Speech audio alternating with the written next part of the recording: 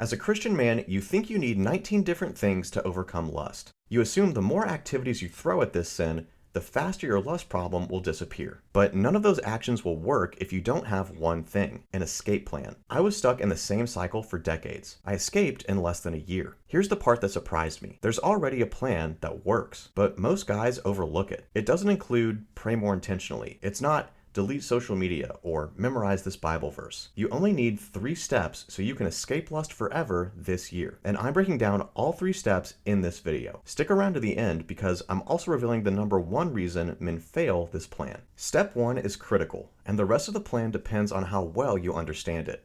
Here it is. Go scorched earth. If you're hearing my voice right now, it's probably because your addiction has caught up to you. Because of porn, you've faced consequences. Those consequences are what it takes to want permanent change. Scorched earth means you have to stop denying the problem and take decisive action. Instead of blindly summoning willpower or making another empty promise, this is about defining your mindset. To win this fight, you must be delusional. Stop taking half measures or no measures. This is your life, your wife's life, your children's lives. Speaking from experience, you haven't even been aware of the damage you've done with this pet sin because you've never taken a full account of your actions. I'm not saying that to be high and mighty. The Bible warns about unintended consequences of immoral sex like this. In the abundance of his folly, he will stumble in intoxication. Proverbs 5:23. That means that you'll reach a point, if you're not already there, of being so intoxicated by porn you will trip over your own lies until your life comes crashing down. The difference this step makes is stopping you before the consequences get more serious. And that means getting delusional, whatever it takes. It might look like getting a flip phone for a year, going to therapy, or honestly saying things out loud you've never said before to your spouse or a friend. If you actually do what I'm telling you, your life will get worse before it gets better. Step 1 is the hardest of all because it requires the biggest change. Obviously, all this is an addition to God's grace and Jesus' love. But first, you have to get delusional. But that's just the first step to freedom. The second is where you will learn what to do in the moment-to-moment fight against lust. Step 2 is to identify triggers. This is probably something you've heard before, but you need to go a layer deeper in order to make this pay off. The key here boils down to one word: mindfulness. This isn't meditation or positive self-talk. Instead, it's an active practice you must do every day. It consists of 2 halves. The first half is awareness. Simply put, it's creating a gap in your mind when you see a trigger. How do you do this? You must slow down your mind and simply recognize that you're being exposed to a trigger. A billboard, an online ad, whatever it might be. It sounds almost too simple, but think about what typically happens when you notice a trigger now. You probably jump straight from seeing the trigger to giving in your thoughts, talking to yourself in an enticing way. Instead, you need to mentally pump the brakes. After you've become aware, that's where the next half of mindfulness comes in. Now tell me, once you have that split-second reaction of lust, do you react emotionally? For me, there started to come a battle between the lustful thoughts and the pure thoughts, and I'll bet the same is true for you. But right now, winning that battle isn't our concern. You don't need to be righteous in this moment. Instead, you need to be curious.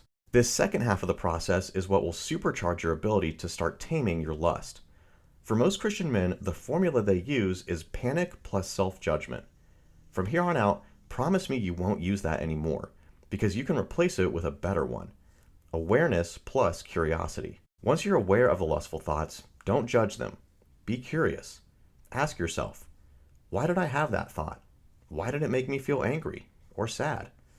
Once you've found an answer, thank God for your new heart, because it's only through that you desire to change. That last part is important, because otherwise you can get caught spiraling in your thoughts. Always thank God, then move on. Here's the trajectory. To start out, you might go through this process 50 times a day. It takes seconds to complete. As time goes on though, it should happen less and less.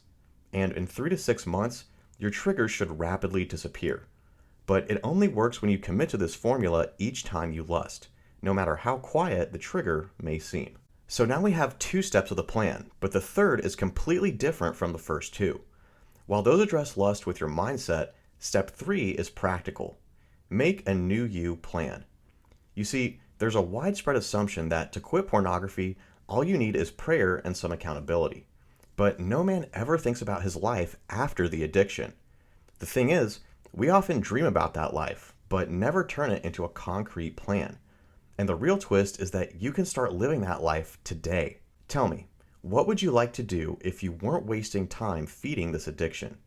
If you got that time back, what new hobbies or interests would you start? My dear brother, this is the true freedom of breaking free from lust, your time. I was shocked at the amount of time I got back once I got free, and all it takes is writing down a few key planning points. In fact, think of it as an extension of step 2, identifying triggers, but this time it's on a broader scale. The plan is simple. First, you'll identify what counts as a relapse and write down 2 or 3 activities that fit there. Next, write down unhealthy behaviors that open the door to a relapse. Watching movies late at night, scrolling social media, you get the idea. Finally, write down healthy behaviors that will fulfill you and genuinely interest you. Going on a run, Bible study, etc. Once you have it all down, choose one healthy habit to start pursuing. The true advantage of doing this is clarity. I've put all this on a free worksheet that you can download with the first link in the description, so you can take the first step today. If you're watching this, it's because you're serious about recovery, so you'll also get a 30-day free trial for Covenant Eyes when you download. Be sure to check the thank you page for your promo code. There's one word of caution you need to know about this whole 3-step escape plan, because if you don't do this, the whole thing will fall apart. Nothing started to change for me until I took one practical step. Consider it step 0 even. It's spending more time in Scripture, but before I explain exactly why, let me ask you, if you believe that God loved you 1% deeper in your heart than you do right now, what would change? What would you do? How would it change your behavior, your outlook? I think this can only really happen when you get to know God better.